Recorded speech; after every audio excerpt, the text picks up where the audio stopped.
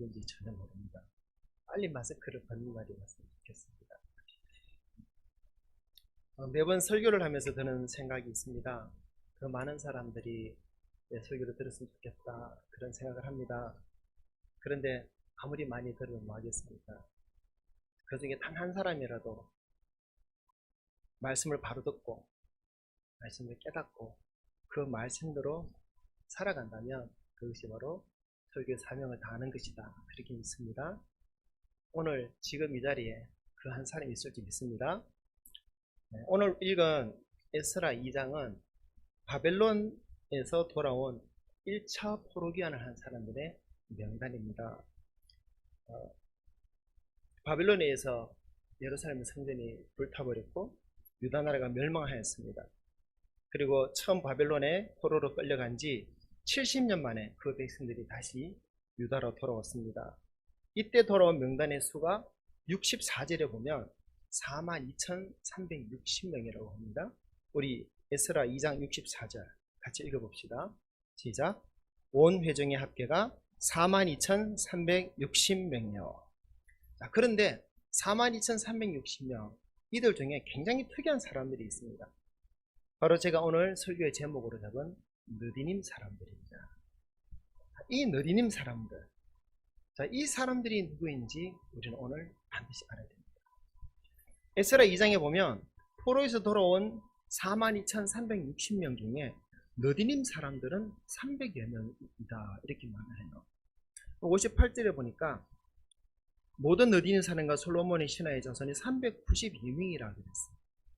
그래서 느디님 자손과 솔로몬 신하의 자손들이 이렇게 392명이니까 느디님 사람들은 한 300여 명 되겠다, 이렇게 봅니다. 그러면 42,360명 중에 300명 정도는 이 비중이 얼마 안 되는 그런 분량입니다. 그런데도 우리가 이 느디님 사람들을 정말 알아야 되고 중요하게 여겨야 되는 이유가 뭐냐면, 이 42,360명 중에 에스라 2장에 이름이 기록된 사람, 그 이름이 나오는 사람은 112명입니다. 그런데 이 112명 중에 느디님 사람의 이름이 35명입니다. 대단하죠. 정말 이것은 놀라운 사실입니다. 그만큼 이 느디님 사람들이 중요하고 귀한 사람들이라는 것입니다. 하나님께서 그 느디님 사람들의 이름을 성경에 기록하게 하셨고 그 이름을 지금까지 후세가 기억하도록 그 느디님 사람들의 이름을 우리에게 가르쳐 주시는 것입니다. 그래서 우리는 이 느디님 사람들이 정말 귀한 사람인 줄 알고 이 느디님 사람들처럼 해야 되겠다라는 마음을 가지고 오늘 말씀을 잘 듣기를 축복합니다. 자, 그러면 이 느디님 사람들은 누구일까요? 느디님 사람이라는 말의 뜻을 먼저 살펴보겠습니다. 느디님이라는 말은 주다라는 그 히브리어 말입니다. 히브리어 말에서 파생된 것인데 원래는 나탄이라는 말에서 시작되었습니다. 그래서 이 말은 주어진 자들, 맡겨진 자들, 그런 뜻입니다. 그 느디님이라는 말이 민수기 3장 9절에 처음 나옵니다. 민수기 3장 9절 다 같이 읽어볼까요? 시작. 너는 레위인을 아론과 그의 아들들에게 맡기라. 그들은 이스라엘 자손 중에서 아론에게 온전히 맡겨진 자들입니다. 이 말씀에서 맡긴다, 또 맡겨진 자들이다. 이 맡긴다는 말이 느디님입니다. 나탄입니다. 맡겨진 자들, 주어진 자들. 문자 그대로 하면 주어진 자들이에요. 영어 성경에도 보면 given unto him, 주어진 자들, 이렇게 되어 있습니다. 자, 이러보건대 느디님 사람들은 누구냐? 처음에는 성막과 성전에서 제사 드리는 일을 하는 제사장들을 돕기 위해서 주어진 레위인들입니다. 처음에는 레위인들이 바로 이 느디님 사람이었습니다. 자, 그런데 후에는 이 느디님 사람들이 레위인이 아닌 다른 사람들을 통칭하는 말로 바뀌어버립니다. 자, 에스라 8장 20절입니다. 우리 같이 읽어볼까요? 시작. 다윗과 방백들이 레위 사람들을 섬기라고 준 느디님 사람 중 성전 일꾼은 220명이었는데 그들은 모두 지명받은 이들이었더라. 에스라 8장 20절에 보면 이 느디님 사람들이 누구인지에 대해서 분명하게 나오죠. 민수기 3장 9절에서는 느디님 사람들이 누구라 그랬습니까? 레위인들이라 그랬어요. 그런데 에스라서에 보면 이 느디님 사람들이 레위 사람들을 섬기라고 준 성전 일꾼이다 이렇게 나와요. 즉 어느 때부턴가 느디님 사람들은 레위인이 아니라 성전에서 일하는 일꾼들을 향해서 느디님 사람이다 이렇게 불렀다는 말이에요. 이 성전 일꾼의 정체가 무엇인가? 우리 한번 봅시다. 이 성전 일꾼이 된 느디님 사람들은 처음부터 느디님 사람이 아니었어요. 처음부터 성전 일꾼이 아니었어요. 그런데 성전 일꾼이라는 말은 사실은 성전 노예라는 말이에요. 성전 노예. 이들의 정체는 여호수아 9장에서 시작됩니다. 여호수아가 이스라엘 백성들을 이끌고 요단강을 건너서 가나안에 들어왔습니다. 그리고 여리고 성을, 아이 성을 차례로 무너뜨리고 점점 더 가나안 땅을 정복해 가는 그런 시점이 있었어요. 그런데 어느 날 가나안 땅에 있는 기브온이라는 성에 살던 사람들이 여호수아를 찾아왔습니다. 여호수아 9장 3절부터 6절 같이 읽어봅시다. 시작. 기브온 주민들이 여호수아가 여리고와 아이에 행한 일을 듣고 꾀를 내어 사신의 모양을 꾸미되 헤어진 전대와 헤어지고 찢어져서 기운 가죽 포도주 부대를 나귀에 싣고 그 발에는 낡아서 기운 신을 신고 낡은 옷을 입고 다 마르고 곰팡이가 난 떡을 준비하고 그들이 길갈 진영으로 가서 여호수아에게 이르러 그와 이스라엘 사람들에게 이르되 우리는 먼 나라에서 왔나이다. 이제 우리와 조약을 맺읍시다 하니. 그러니까 기브온 사람들이 하나님께서 하신 일을 듣고 멀리서 이스라엘과 화친하려고 찾아왔다고 했어요. 그러니까 여호수아가 그만 깜빡 속아버리고 그 사람들과 조약을 맺어버립니다. 그런데 며칠 후에 보니까 이 사람들은 가까운, 그것도 아주 가까운 기브온이라는 성에 사는 사람들이었어요. 그리고 또 하나님께서 멸망시키라고 말씀하셨던 가나안 7 족속 중에 한 족속 여부수 족속 사람들이었습니다. 하지만 여호수아는 이미 이 사람들을 죽이지 않겠다고 조약을 맺어버렸어요. 그것도 하나님의 이름으로 맹세를 했습니다. 그렇기 때문에 이 기브온 사람들을 죽이지 못했어요. 죽이지 않는 대신 여호수아는 이들을 노예로 삼기로 했습니다. 여호수아 9장 23절 그리고 27절 시작. 그러므로 너희가 저주를 받나니 너희가 대를 이어 종이 되어 다 내 하나님의 집을 위하여 나무를 패며 물을 깃는 자가 되리라 하니. 27절 그날의 여호수아가 그들을 여호와께서 택하신 곳에서 회중을 위하며 여호와의 제단을 위하여 나무를 패며 물을 깃는 자들로 삼았더니 오늘까지 이르니라. 아멘. 그래서 이 기브온 사람들은 그때부터 이스라엘 사람들의 노예가 되었어요. 특히 성막과 성전에서 가장 천한 일을 하는 그런 노예로 살게 되었습니다. 우리나라 조선시대에 가장 천한 사람이 누구였습니까? 백정이죠. 소잡고 돼지 잡고 하는 백정입니다. 근데 한번 백정이 되면요, 이들의 아들도 백정이고 손자도 백정이고 자손 대대로 백정이잖아요. 느디님 사람도 그랬어요. 이 기브온 족속이 그때부터 성전 노예로서 살게 되는데, 성전 노예로서 자기만 사는 것이 아니라 아들도 성전 노예, 손자도 성전 노예, 대대로 자손 대대로 모두가 성전 노예의 삶을 계속 살게 되었습니다. 그것이 바로 여호수아가 그들에게 내린 저주였고, 그들이 목숨을 구원받는 대신 그런 삶을 살기로 약속했기 때문이었습니다. 이 사람들이 바로 오늘 에스라 2장에 나오는 바벨론 포로에서 돌아온 느디님 사람들의 조상입니다.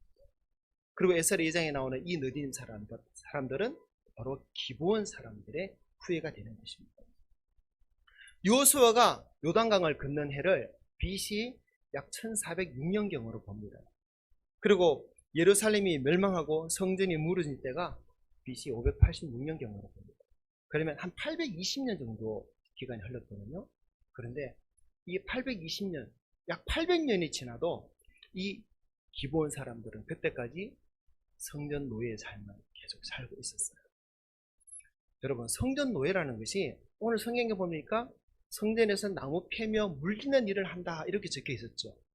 근데 사실 이 정도 일이 아니에요. 이 정도 일이면 뭐 누구든지 할 수 있을 것 같아요. 그렇죠? 드라마 같은 거 보면 나무 펴고 물 깃고 하면서 근육도 길러지고 신체도 튼튼해지고, 또 그 중에 잘생긴 사람은 부잣집 뭐 아가씨의 마음을 얻고 막 그런 드라마도 있지 않습니까? 만화 같은 이야기. 그러나 그렇지 않아요. 성전에서 일하는 느린 사람들 어떤 일을 해야 되냐 하면요. 여러분, 성전에서 제사를 드릴 때 소나 양을 제물로 바칩니다. 그러면 그 준비부터 뒤치다 끓이는 이 느린 사람들이 다 해야 돼요. 물을 뜨고 장작 패고, 이것은 가장 쉬운 일입니다. 여러분, 번제 같은 경우, 레위기 1장에 번제가 나오는데, 번제 같은 경우는 제물을 하나님께 불태워 바치는데, 그 소나 양이나 그 내장까지 하나님께 불태워 바치죠. 그런데 그 내장을 드리려면 내장을 깨끗이 씻어내야 돼요. 여러분, 그 내장 안에 뭐가 들어있는지 아시죠? 그 내장이 얼마나 더러운지 아시죠? 얼마나 냄새 나는지 아십니까? 여러분, 내장만 나옵니까? 똥도 나와. 온갖 오물을 다 만져야 돼요. 씻어야 돼요. 버려야 돼요. 치워야 돼요. 청소해야 돼요. 고무장갑이라도 있을까요? 비누라도 있을까요? 없는 시대. 근데 그걸 일일이 다 손으로 다 씻고 청소하고 정리하고, 그 일들을 누가 하느냐? 이 느디님 사람들이, 성전 노예들이 다 해야 되는 것이에요. 얼마나 구역질 나는 일입니까? 얼마나 더러운 일입니까? 얼마나 악취나는 일입니까? 근데 이 일을 이 느디님 사람들은 예루살렘 성전이 멸망할 때까지 800여 년을 그렇게 자손 대접을 하고 있었다는 것이, 그 더럽고 냄새나는 일을 그들은 후손 태도로 계속 물려줄 수밖에 없는 그런 성전 노예의 삶을 계속 살았던 것입니다. 그런데요, 그 성전 노예였던 느디님 사람들에게 다른 삶을 살 수 있는 기회가 주어졌어요. BC 586년에 유다가 바벨론에 의해서 멸망을 당합니다. 예루살렘 성이 무너지고 성전이 불타버렸어요. 유다 나라가 완전히 망해버렸어요. 그리고 수많은 사람들이 바벨론으로 끌려갔습니다. 그 중에는 느디님 사람들도 많이 있었습니다. 이 느디님 사람들이 유다 나라를 떠났고 성전을 떠났고 바벨론에서 살게 됐는데, 이제 더 이상 바벨론에서는 성전 노예가 아니었어요. 자유인의 신분으로서 살 수 있었습니다. 더 이상 성전에서 나무 펴고 물 깃고 내장 씻어내고 똥 치우고 하는 그런 일을 하지 않아도 되었어요. 비록 처음에는 바벨론에서 사는 것이 힘겨웠겠죠. 자리를 잡아야 되기 때문에, 기반을 닦아야 되기 때문에. 하지만 더 이상 누구의 노예가 아니었기 때문에 예루살렘에서 성전 노예로 살던 것보다는 훨씬 더 자유롭고 풍요로운 삶을 살 수 있는 기회가 주어졌을 것입니다. 그렇게 바벨론에서 살았어요. 그런데 BC 539년경에 이 페르시아의 고레스 왕이 바벨론을 멸망시켜버립니다. 그리고는 포로로 끌려온 예루살렘 이스라엘 사람들에게 고국으로 돌아가도 된다고 조서를 내렸어요. 그래서 그때 돌아온 사람이 오늘 우리가 읽었던 본문에 나온 그 사람들이에요. 42,360명. 이 42,360명이 고레스 왕의 조서를 보고 스룹바벨을 지도자로 하여서 바벨론 땅에서 예루살렘으로 돌아왔어요. 여러분, 그런데 놀라운 게 무엇입니까? 그 42,360명, 바벨론에서 살던 그 사람들 중에 성전 노예로 그 이전에 살았던 느디님 사람들이 300여 명이나 있었다는 것입니다. 여러분, 이게 말이 되는 소리일까요? 이 느디님 사람들이 왜 예루살렘으로 돌아왔을까요? 도대체 왜 돌아왔습니까? 말씀을 보면요, 이 사람들이 성전을 건축하기 위해서 돌아왔다고 기록하고 있어요. 역대하 36장 23절. 시작. 바사왕 고레스가 이같이 말하노니 하늘이신 여호와께서 세상 만국을 내게 주셨고 나에게 명령하여 유다 예루살렘의 성전을 건축하라 하시나니 너희 중에 그의 백성된 자는 다 올라갈지어다. 너희 하나님 여호와께서 함께 하시기를 원하노라 하였더라. 자, 이 느디님 사람들은 예루살렘의 성전을 건축하기 위해서 다시 돌아왔어요. 바벨론 땅에서 자유롭게 살고 있다가 어느 정도 이제 기반도 닦았을 것인데, 살만했을 것인데, 성전을 건축하기 위해서 다시 돌아왔다고 성경 말입니다. 여러분, 이 선택, 이 결정, 정말 기가 찬 선택이고 정말 놀라운 결정 아니겠습니까? 왜 그렇습니까? 그들이 성전을 건축하겠다고 다시 돌아왔다는 것은 성전에서 다시 나무 펴고 물 깃고 내장을 씻고 똥 치우는 더럽고 냄새나는 그 일을 자기들이 다시 하겠다. 그런 삶을 다시 살겠다는 것이에요. 그런 삶을 살겠다는 고백입니다. 느린 사람들은 그것을 알고서도 성전에서 그 일들을 하기 위해서 어쩌면 하고 싶어서 자진해서 누가 가락한 것도 아니에요. 자진해서 자원해서 바벨론에서 성전을 짓기 위해 예루살렘으로 돌아온 것입니다. 바벨론에서 살게 된 지 어쩌면 한 70년 정도 되었을지도 모릅니다. 이미 바벨론에서 정착해서 터전을 삼고 집도 짓고 그렇게 아들도 놓고 손자까지 봐서 잘 살고 있을 것입니다. 굳이 예루살렘에 돌아올 이유가 없어요. 바벨론에서 살아갈 때는 유대인이나 성전 노예였던 이 사람들이나 차이가 없었어요. 자유도 보장되었고 문명사회에서 새롭게 인생을 시작하고 남들과 똑같이 성공할 수 있는 그런 상황이었습니다. 당시 처음으로 돌아온 사람들의 수를 보면 이 중에 제사장이요 4,289명입니다. 그리고 레위인이 341명입니다. 근데 느디님 사람들이 300여 명이나 돌아왔다라고 성경은 기록합니다. 제사장은 정말 많이 돌아왔어요. 4,289명. 그런데 레위인은 정말 적게 돌아왔죠? 341명이 돌아왔어요. 제사장은 어떤 사람들입니까? 제사장은 레위 지파 중에 아론의 자손들만 제사장을 할 수 있어요. 그렇다면 비율적으로 따져서 이 레위인은 제사장의 수보다 최소 10배, 20배 이상 수가 많아야 됩니다. 그런데 제사장은 4,000명 넘게 돌아왔는데 레위 사람들은 고작 300여 명이 돌아왔어요. 왜 그랬을까? 제사장은 성전에서 제사 드리는 일을 하는 아주 고귀한 직분입니다. 백성들의 존경도 받아요. 영화로운 그런 자리입니다. 예루살렘 성전이 지어지면 이들은 다시 제사장의 직분을 가지고 그 영화로운 일을 계속 할 수 있게 되어집니다. 제사장으로서 백성들에게 존경받고 대접받을 수 있는 그 자리에 설 수 있게 되었어요. 그런데 레위인은 성전이 지어지고 다시 제사가 드려지면 그곳에서 제사장의 좀 심한 말로 시다발이나 하는 그런 직분인 바로 레위인이에요. 물론 그 중에서도 좋은 자리도 있지만요. 하지만 레위인은 제사장의 부하직원 같은 자리고 또 제사장의 보조나 하는 그런 사람들이 대부분이었어요. 레위인이 아무리 뛰어나도 절대 제사장이 될 수는 없었어요. 그 율법으로는.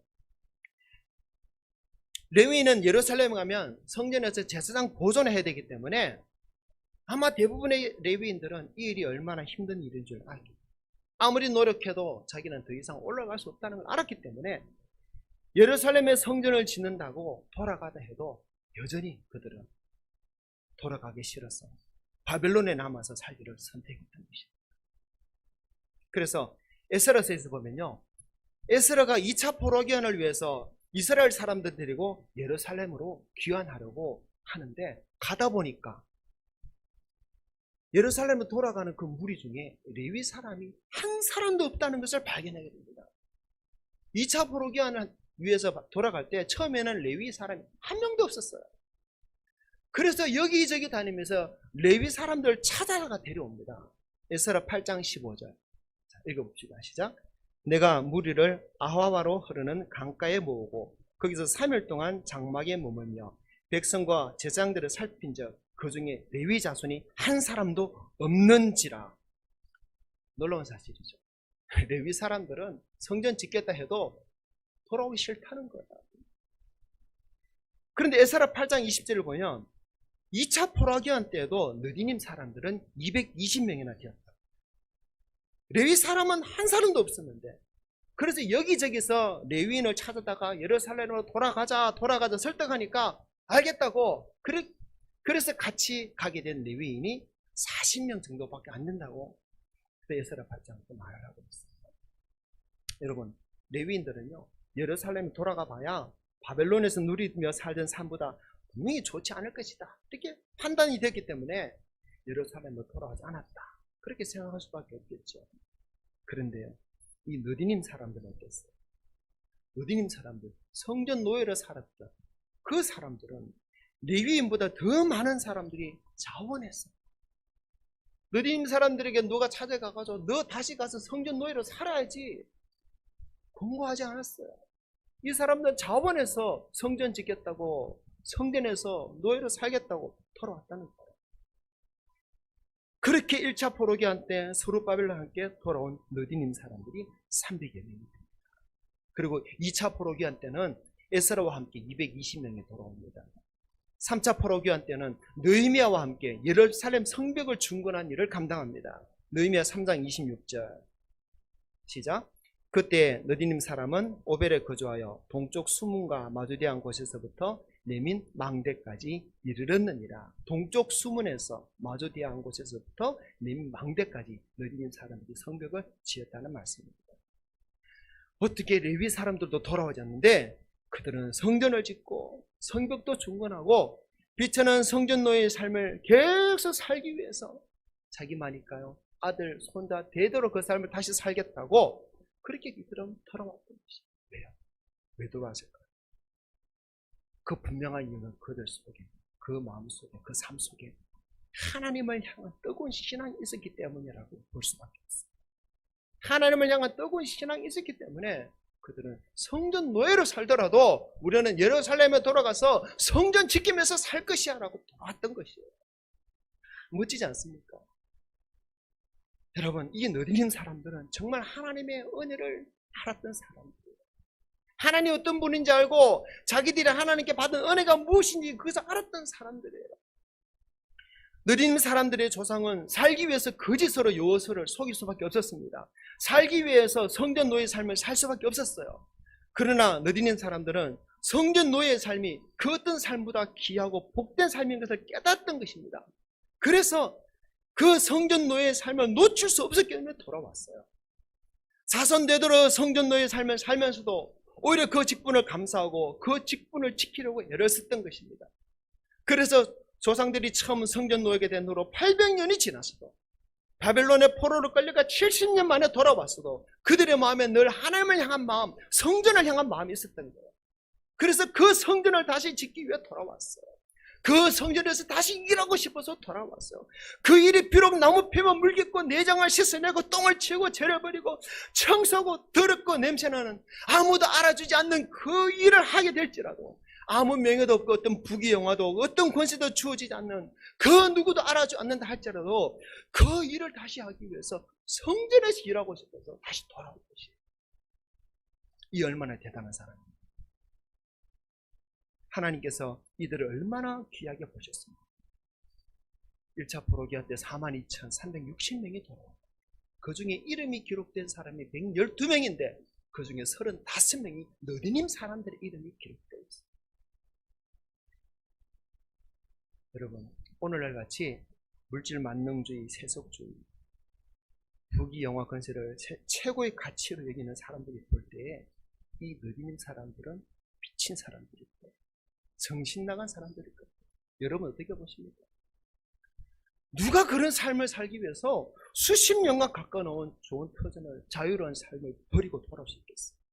그런데 자기는 그렇다 치더라도, 자기가 돌아오는 것은 괜찮다 치더라도, 아니 자기 자식들은 무슨 죄가 있길래 그 다시 성전 노예 같은 그런 삶을, 성전에서 그 더럽고 냄새나는 아무도 알아주지 않는 그런 삶을 살도록 그렇게 돌아왔어요. 어쩌면요 사람들이 욕을 했을지도 몰라요. 니나 그렇게 살지 이 자식들은 왜 그렇게 살게 하느냐, 어쩌면 욕을 했을지도 몰라요. 저도 이 모든 사정을 모르면요 저도 세상 사람들 입장이면 너무 욕해져. 그런데 느디는 사람들은 성전을 다시 세우기 위해서 다시 돌아왔어요. 하나님의 백성으로 살기 위해서 다시 돌아왔어요.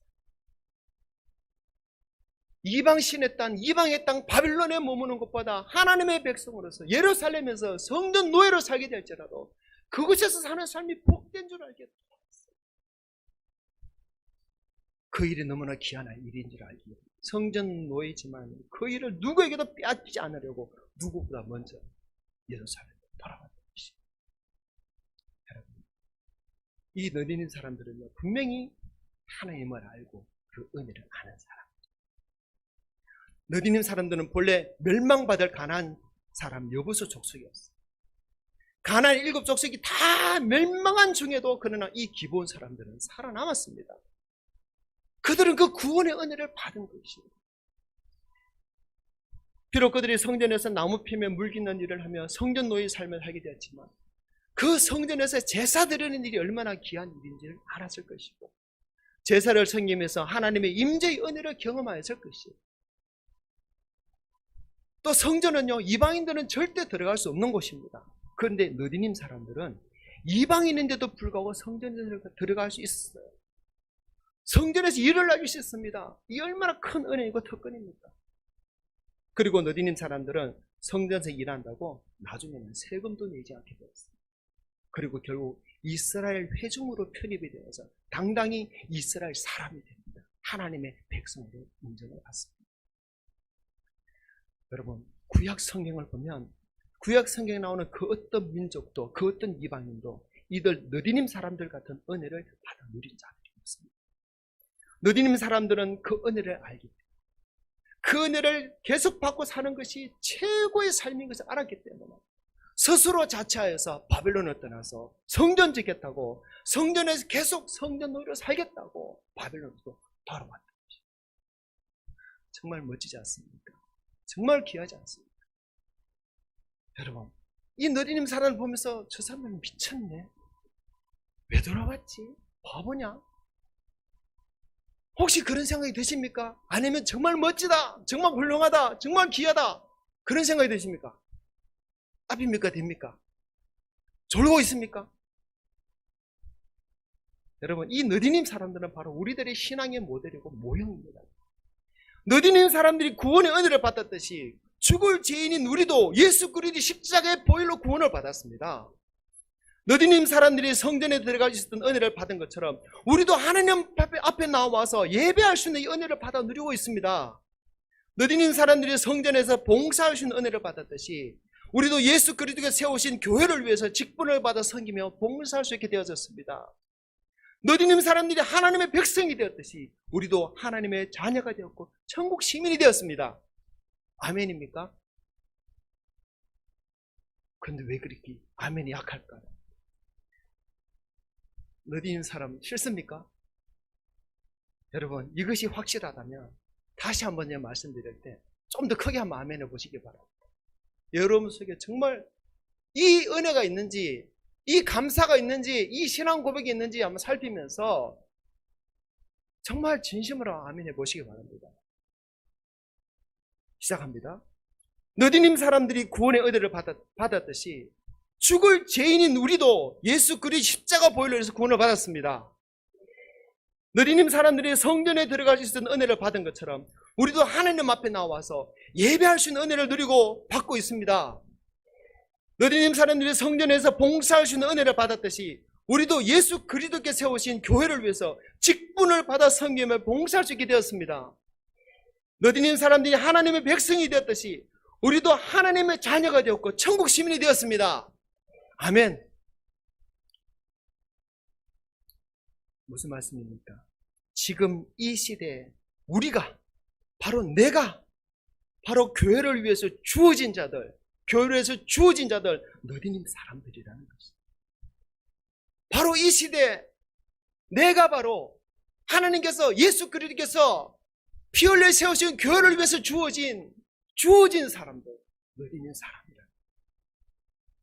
그렇게 우리도 느디님 사람들처럼 교회의 머리 대신 예수 그리스도께서 교회를 세우시고 교회를 위해서 지금도 역사하시고 교회를 위해서 사람들을 필요로 하시고 이 교회를 위해서 사람들을 사용하시려고 할 때 내가 느디님 사람인 줄 알고 이것이 나의 정체성인 줄 알고 나도 느디님 사람처럼 살아야 되겠다고 우리도 고백해야 되는 것이에요.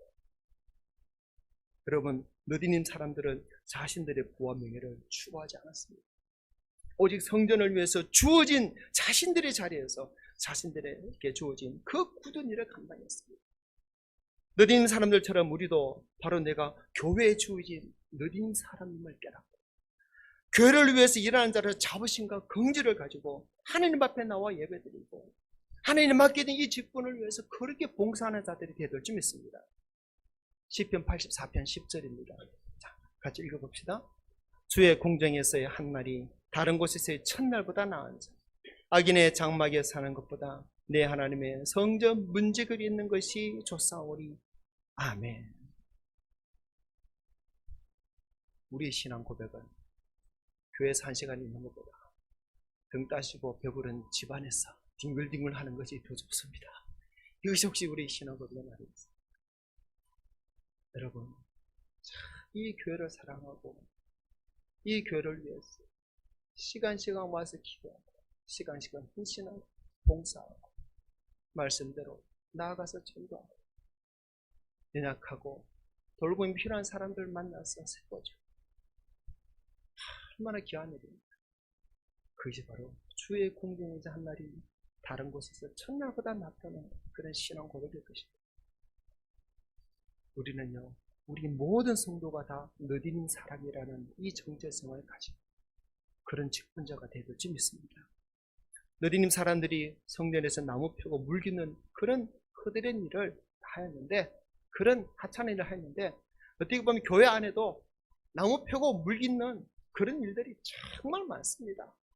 정말 많죠. 몇 가지나 될까요? 우리 사모님께 물어보면 아마 수백 가지는 아마 줄줄 엎을 것 같아요. 청소도 해야 됩니다. 설거지도 해야 됩니다. 뭐 청소도 한두 곳입니까? 마당도 해야 되고 주방도 해야 되고 화장실도 해야 되고 기타 등등 얼마나 교회 일이 많은지 몰라요.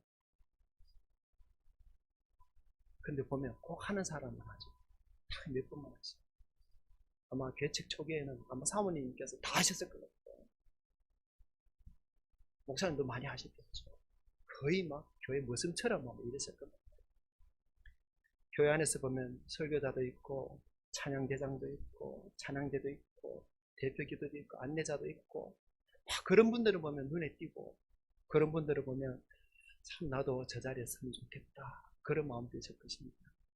매우 소중하고 정말 존경해 드려야 할 분들입니다. 그러나 교회 안에 너디님 사람들 같은 성도들이 더 필요합니다. 그래야 예배가 온전히 드려질 수 있어요. 교회 공동체가 정말 한 몸 공동체로 뭉칠 수 있습니다. 너디님 사람들이 있어야 복음 전파를 위한 교회 사명을 정말 감당할 수 있습니다. 너디님 사람이 없으면 교회가 교회다운 일을 하는 것이 불가능합니다. 예수님도 복음을 전하러 다니실 때 수많은 이름 없는 자들이 예수님 사역을 도왔어요. 누가복음 8장 1절부터 3절. 아직 안 나옵니다. 한번 성경 찾아볼까요? 시작. 그 후에 예수께서 각 성과 마을에 두루 다니시며 하나님 나라를 선포하시며 그 복음을 전하실세 12제자가 함께하였고 또한 악기를 쫓아내신과 병고침을 받은 어떤 여자들 곧 7 귀신이 나간 자 막달라인이라 하는 마리아와 헤로스의 청지기 9세 아내 요한나와 수산나와 다른 여러 여자가 함께하여 자기들의 소유로 그들을 섬기더라. 아멘. 자, 다른 여러 여자가 함께하여 예수님을 섬겼습니다. 바울이 복음을 전하러 다닐 때도 마찬가지입니다. 이름 없는 수많은 사람들이 이 복음 사역을 위해서 함께했습니다. 그러나 자기들 이름이 성경에 한 줄도 안 나오는 것 가지고 때려온 사람은 아무도 없습니다. 그렇게 그 사역을 돕는 것만으로도 도울 수 있다는 것만으로도 얼마나 감사했습니다. 서울 명성교회는요, 명성교회 목사님이 정말 자랑하는 한 가정이 있습니다. 그 가정에는 할아버지, 아버지, 아들, 손주 이 3대가 같이 다니는데 이 3대가 주말만 되면 늘 예배당에 와서 청소를 합니다. 거의 안 빠집니다. 3대가 같이 나와서 예배당 청소를 하는 거예요. 그런데 이 집안이 그렇게 복을 받았다. 그리고 그렇기 때문에 이 예배당 청소하는 일을 절대로 남에게 안 뺏기려고 그렇게 애를 씁니다. 절대 뺏길 수 없다. 더 열심히 한다고 합니다. 왜 그렇습니까? 복 맛을 받기 때문에. 은혜의 맛을 받기 때문에. 이 일이 얼마나 귀하고 얼마나 하나님 기뻐하시고 하나님 얼마나 복을 주시는지 알았기 때문에. 참 그 귀한 집안이었어요. 참 느리는 사람이죠. 누구보다 오늘 교회 직분을 받아서 하나님 앞에 예배하는 우리 성도들이 계실 것입니다. 너디님 사람으로 살기를 축복합니다. 너디님 사람이다라는 정체성을 가지기를 축복합니다. 너디님 사람의 이 직분을 결코 빼앗기지 않기를 바랍니다. 너디님 사람들이 받은 그 은혜와 영광을 최고의 가치 여기고 끝까지 붙드시기를 축복합니다. 이 자리에 함께 있는 모든 성도들, 나도 너디님 사람을 하겠습니다 하는 이 신앙 고백을 항상 하시면서 하나님 앞에 예배드리기를 축복합니다. 이 신앙 고백보다 더 탁월하고 뛰어난 고백이 또 어디 있겠습니까? 정말 탁월한 선택입니다. 이것을 세속적인 잣대로 바라보면 정말 미련하고 어리석은 일입니다. 하지만 영적인 기준으로 바라볼 때 내가 너디님 사람으로 살겠다는 이 선택은 가장 빛이 나는 가장 복된 선택인 줄 믿습니다. 내가 종처럼 살지라도 성전에 문제가 될지라도 너디님 사람들처럼 그렇게 냄새나고 더러운 일을 내가 하게 될지라도 그 선택은 하나님이 가장 기뻐하시는 가장 복된 선택이 될 줄 믿습니다. 그런 사람들을 세워진 교회가 정말 아름다운 교회, 건강한 교회, 그리고 정말 하나님이 역사하시는 교회. 그런 교회 안에 얼마나 많은 사람들이 또 기뻐하며 돌아와서 함께 뛰면서 하나님을 예배해야 됩니다. 여러분, 하나님이 내게 주신 이 교회에서 내가 바로 너디님 사람이라는 것을 이 너디님 사람들처럼 그렇게 살겠다고 다시 이 교회를 위해서 그렇게 헌신하며 충성하며 주님 다시 오시는 그날까지 날마다 이 영광스러운 그 너디님 사람들의 그 귀한 직분의 자리를 붙들면서 결코 놓치지 않고 살게 됩니다. 여러분 되시기를 주님 이름 축복합니다. 아멘. 우리 찬양할까요? 우리에겐 소원이 하나 있네.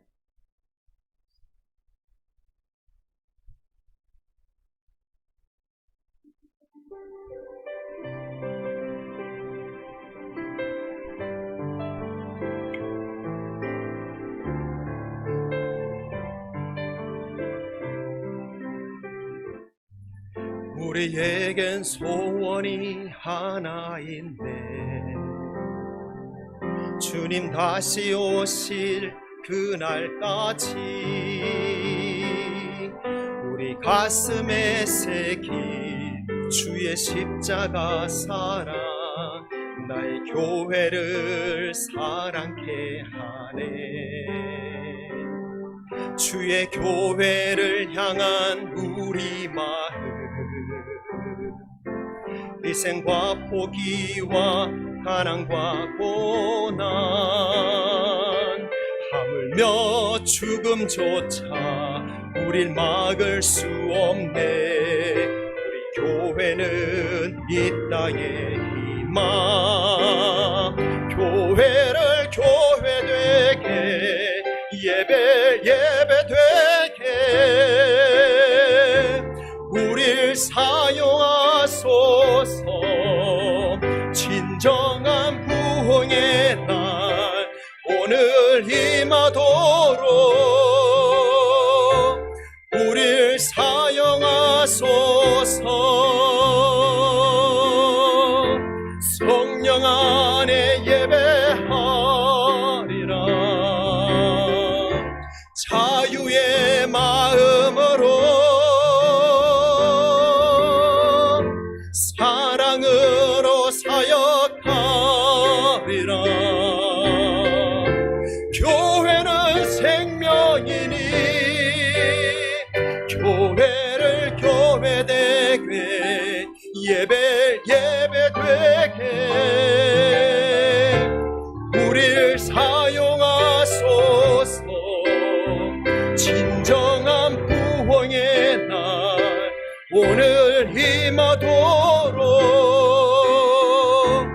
우릴 사용하소서.